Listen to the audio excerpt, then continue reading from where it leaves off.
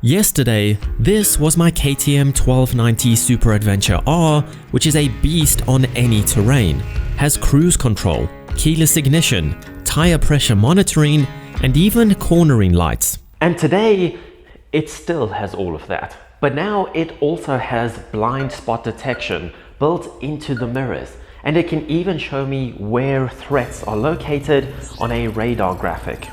There we go, flashing because there's a vehicle approaching quickly from behind. So today I'm going to answer all of the questions you should have asked had you actually completed your homework assignment. Like, do I need a plumber to install it? Why are the mirrors 24 karat gold plated? Is it just a gimmick? What if I already spent all my money on Apple's ecosystem? I've been fortunate enough to ride some of the most technologically advanced motorcycles over the last few months. And yet, I've never actually come across factory-fitted blind spot detection. I know it exists, but it seems very rare. So Chigee have sponsored this first look at their new SR-1 radar system because they are on a mission to bring modern technology and safety features to any motorcycle, new or old. That is a very good question. I wish I had come up with that. But much like Apple will sell you a phone, a watch, a laptop, and so on, which all communicate to each other, Chigee are taking the same approach, in the way that you only have to buy the features that you want. If you only want a smart dash, just buy an AIO6, for example. If you want to add dash cams to that, you can as an optional extra. So are TPMS valve caps, a handlebar-mounted remote control, and now the SR-1 radar system. You can obviously unlock even more features if you pair it with one of their smart dashes, but it can also work by itself on the off chance that you already bought into the wrong ecosystem. Well, as you can tell by my crack, I'm not a plumber, and I managed to install it all by myself. So maybe you just need a YouTuber. Now we've got the radar itself to install, as well as the fancy mirrors with lights in them that notify you, and a new remote control to install on one of these bikes.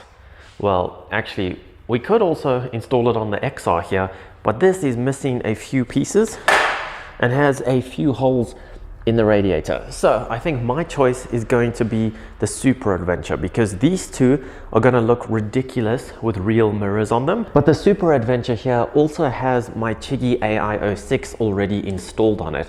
So I think it's going to integrate very nicely.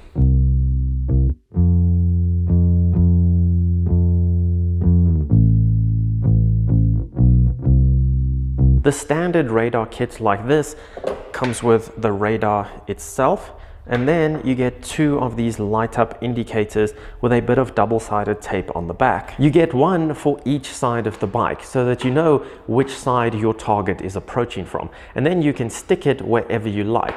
For example, you could put it on the mirror. But if you want a more integrated and sleeker approach, they also offer mirrors like this that have the cable snaking through it nice and neatly, and then the light is built into it very discreetly. The radar comes with everything you'll need to install it, as well as this graphic novel. I haven't finished reading it yet though, so please no spoilers in the comments. First, you want to get access to the battery and clear a path to neatly run the wires from the front of the bike all the way to the back. The radar is versatile and has plenty of mounting options, but I simply used the provided double-sided tape to stick the radar underneath the Super Adventure's rack. Then I unscrewed the stock mirrors and bolted the Chigee mirrors in their place. They also have infinite adjustment, so you can get them exactly where you want. Now for the wires. There's a connector for each mirror, one for the radar, one for each battery terminal, and an accessory wire so the system only draws power when the ignition is on. Here are two pairs of connectors intended for accessories. These two always have 12 volts, whereas these two only have 12 volts when the ignition is on. So we're gonna tap into these. To do that, I used the supplied quick splice connector. And after a bit of cable management to make things a bit neater. So now if I turn the ignition on, something's got to happen, right? There we go. Let's put it back together. And lastly, I installed the new remote control for my AIO6, so I can keep my hands on the handlebars.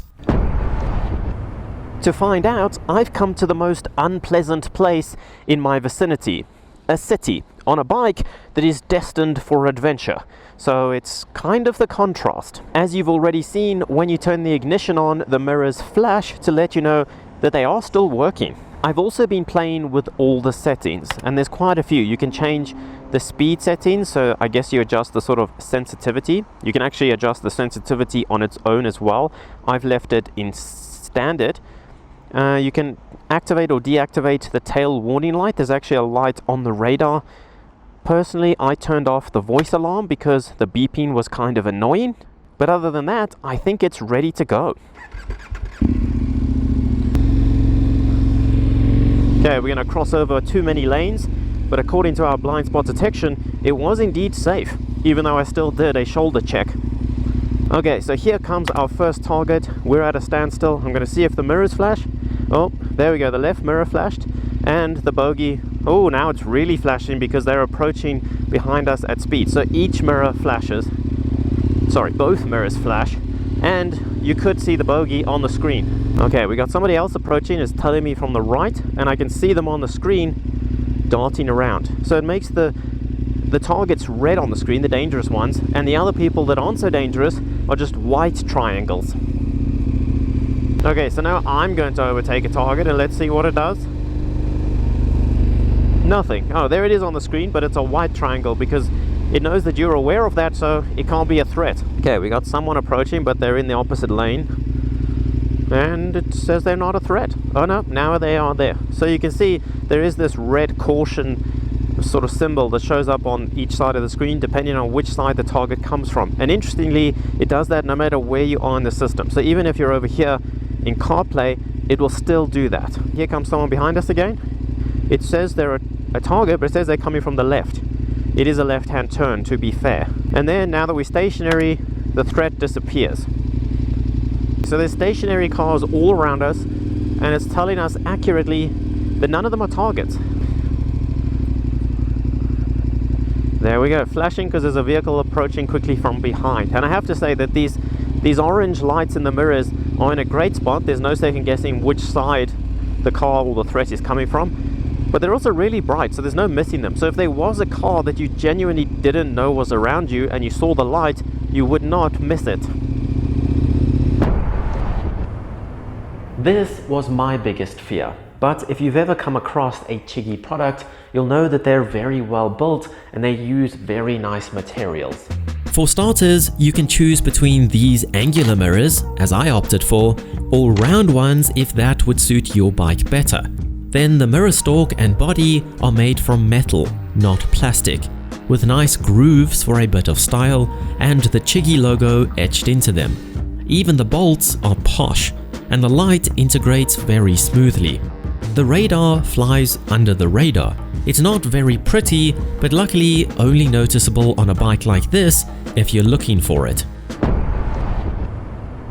The mirrors themselves are also great. I was able to get them exactly where I wanted them. They're nice and big, they're crystal clear. The only thing I'm not a huge fan of is the gold color that they have to them, because the hue of the gold and the hue of the orange light is sort of on the same spectrum, I guess you could say.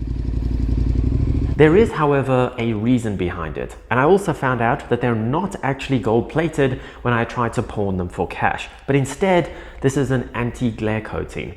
I only found this out after riding with them for the first time, and I did notice that it makes looking at headlights far more pleasant. So although I don't like the way it looks, I think it is working and not something I've ever thought about. The idea of blind spot detection is straightforward, but integrating it this elegantly means it's something you might actually want to put on your bike. I will obviously link it down below so you can learn all the nitty-gritty details, but let me know if you think this would make your riding any safer, and I'll see you on the next ride.